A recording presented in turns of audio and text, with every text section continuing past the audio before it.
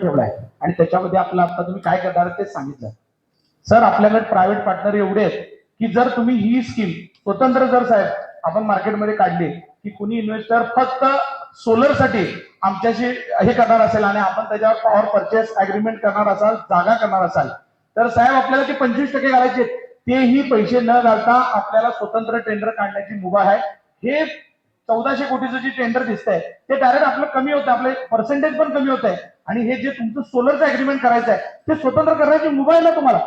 बाहेर किती तर कंपन्या असतात की ते पीपी अग्रीमेंट करतात, तुमच्याकडे तुमचं तुम्ही पैसे देऊ शकता, भाड्याचे जे पैसे देता तुम्ही आता विजेचे पॉवर परचेस करून अग्रीमेंट करायचं, स्वतंत्र आणलं तर जगात कुठलीच गोष्ट फ्री नाही. मध्ये सांगतो की कुठल्या प्रायव्हेट इन्व्हेस्टर जेव्हा कॅपिटल इन्व्हेस्ट आपण करत असतो ना, तर ते इन्व्हेस्टरने केलं तर आपल्याला ते 3.5 ते 4 रुपये पडतं. ही कॉस्ट जर शासन आपल्याला देते, आपल्याला फक्त आपला 25% द्यायचा आहे.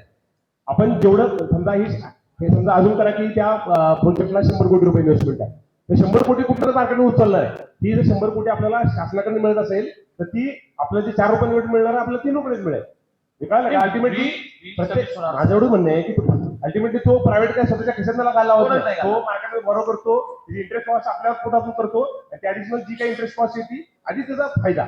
आता हे जर शासनाने आपल्याला अजून करायची की आपल्याला 80-90 कोटी रुपये दिले तर आपल्याला डायरेक्टली जो प्रोडक्शन कॉस्ट येईल आणि त्याचं जे काही त्याचं प्रॉफिट मार्जिन असेल पर युनिट मागे 5-10 पैशाचं ते सोडून आपल्याला म्हणजे आपल्या लिस्ट कॉस्ट मध्ये आपल्याला मिळेल. तर आपण आपल्या कुठल्या प्रायव्हेट एजन्सीकडे लावलं ना अल्टिमेटली कॉस्ट आपल्यावरच येणार लॉंग टर्म.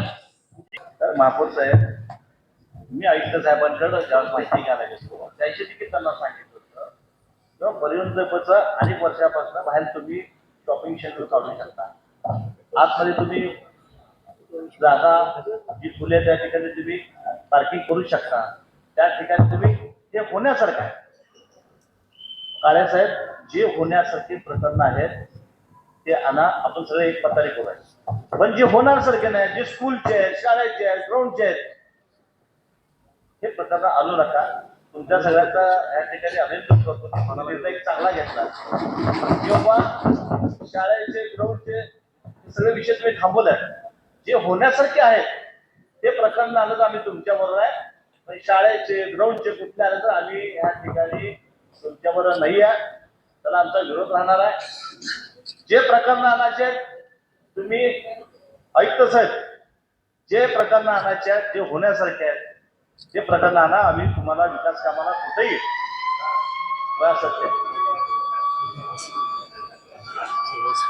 सत्य साहेब. तुम्हाला दुसऱ्यांदा मला पहिल्यांदा झालाय हो. नाही होत नसतं तसं.